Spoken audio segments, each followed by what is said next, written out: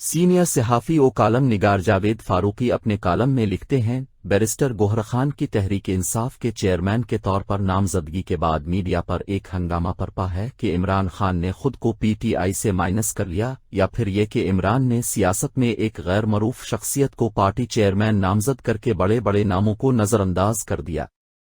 इस बात का भी शोर है कि चेयरमैन तहरीक इंसाफ की अहलिया और बहनों के दरमियान पार्टी सरबराही हासिल करने की जंग चल रही है, लेकिन मुझे समझ नहीं आ रही है कि इमरान खान ने ये काम करके गलत किया है।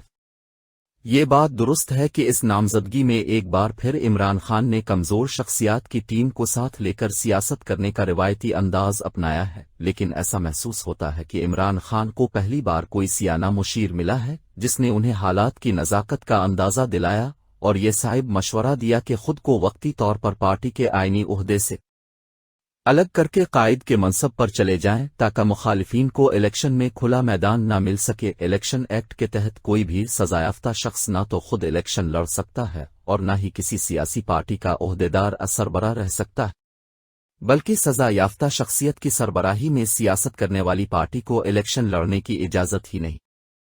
ये वही सूरत हाल है जिससे इससे कबल बेनज़ीर भुट्टो और नवाज शरीफ गुजर चुके हैं। 2002 के इंतखाबात से कबल जनरल मुशर्रफ ने पॉलिटिकल पार्टीज ऑर्डर मुतारफ कराया, जिसमें उन्होंने इस वक्त की तमाम मरूफ सियासी लीडरशिप को इंतखाबी मैदान से बाहर रखने के लिए कई कवानीन बनाए। इलेक्शन लड़ने के लिए BA पास होना लाजिम करार दिया गया, जिससे कई सीनियर तरीन सियासतदान इंतखाबी मैदान से आउट हो गए। इसके साथ सैकड़ों की तादाद में इलेक्टेबल्स भी अपने बेटों, बेटियों, बीवियों, भतीजे, भांजों को इलेक्शन लड़ाने पर मजबूर हो गए।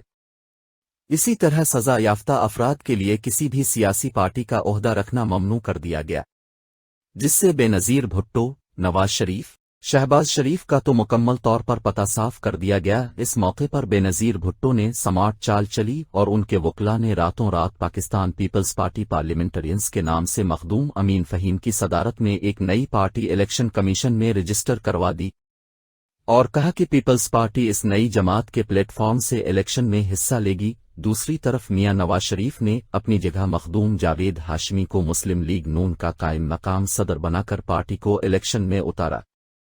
इस तरह जनरल मुशर्रफ की बेनज़ीर भुट्टो और नवाज शरीफ से तो जान छूट गई, लेकिन दोनों बड़े सियासी लीडर्स ने भी अपनी जमातों को इलेक्शन से बाहर रखने की साजिश को नाकाम बना दिया। इंतखाबात हुए, जोर का रन पड़ा और फौजी हुकूमत की तमाम तर सपोर्ट के बावजूद बेनज़ीर भुट्टो और नवाज शरीफ ने मुशर्रफ की किंग्स पार्टी को हरा दिया। जनरल मुशर्रफ की हिमायत याफ्ता काफ लीग सादा अक्सरियत भी हासिल न कर सकी।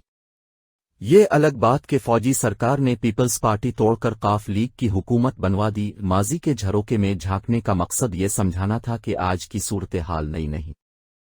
इस वक्त तहरीक इंसाफ इस्टेब्लिशमेंट के जिस कहर का शिकार है, अगरचे इसमें उनके अपने किरमों का भी बड़ा हाथ है, ताहम अमूमी तौर पर हालात वही हैं जिसका माजी में कभी पीपल्स पार्टी शिकार रही और कभी मुस्लिम लीग नून। मरून खान ने तहरीक अदम एतमाद के बाद जिस तरह इंतहाई जज्बाती और कदरे नामकूल और गैर सियासी अंदाज में अपनी पार्टी को पार्लियामेंट से निकाल लिया और फिर अपनी 2 सूबाई हुकूमतें खुद अपने ही हाथों खत्म कर डालें, इस रवैये को सामने रखते हुए यह खतरा मुकम्मल तौर पर अपनी जगह मौजूद था कि रियासती सख्तियों के खिलाफ एहतजाज करते हुए इमरान खान इलेक्शन का बाइकाट कर सकते।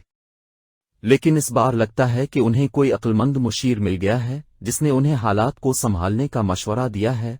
इलेक्शन कमीशन ने जब उनकी पार्टी के जमाती इंतखाबात को मुस्तरद करते हुए नए पार्टी इलेक्शन करवाने का हुक्म दिया तो इसका मतलब यही था कि अपनी पार्टी से इमरान खान को माइनस करके इलेक्शन में लेकर आए। इमरान खान ने मामले की नज़ाकत को भांपते हुए एक बेहतर फैसला किया है। हकीकत यह है कि पाकिस्तान समेत जनूबी एशिया की सियासत शख्सियात के गिर्द ही घूमती है। इमरान खान जेल में हों या जेल से बाहर, तहरीक इंसाफ का वोट उनके नाम से ही पड़ेगा। बिल्कुल इसी तरह जैसे 2002 के इंतखाबात में पार्टी सरबराही से महरूमी और बैरून मुल्क होते हुए भी अपनी जमातों के तमाम टिकट बेनज़ीर भुट्टो और नवाज शरीफ ने ही जारी किए थे, और अब तहरीक इंसाफ में भी ऐसा ही होगा। اس لیے ان کے سیاسی مخالفین کے لیے ان کے اس اقدام پر تنقید کی زیادہ گنجائش نہیں۔ جہاں تک پارٹی چیئرمین کے عہدے پر بیرسٹر گوہر خان کے انتخاب کی بات ہے تو اس میں بھی عمران خان کی وہی اپروچ سامنے آئی ہے جس کا مظاہرہ انہوں نے 2018 کے الیکشن کے بعد برسر اقتدار آ کر کیا۔ جس طرح انہوں نے اس وقت مرکز میں جہانگیر ترین، حامد خان جیسی قداور شخصیات کو پیچھے کر دیا تھا اور پنجاب میں علیم خان جیسے دیرینہ ساتھیوں کو جیل میں پھینک کر ایک یکسر غیر معروف چہرے عثمان بزدار کو وزیر اعلیٰ بنا دیا۔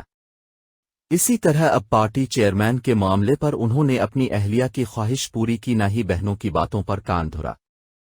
شاہ محمود قریشی، حامد خان، علی محمد خان جیسے سینئر لوگوں کو بھی چھوڑ کر انہوں نے اپنے وکیل بیرسٹر گوہر خان کو پارٹی چیئرمین نامزد کر دیا۔ گوہر خان کئی حوالوں سے بڑی اہمیت کی حامل شخصیت ہیں کہ وہ گزرے دنوں میں پراپرٹی ٹائکون ملک ریاض کے وکیل رہے۔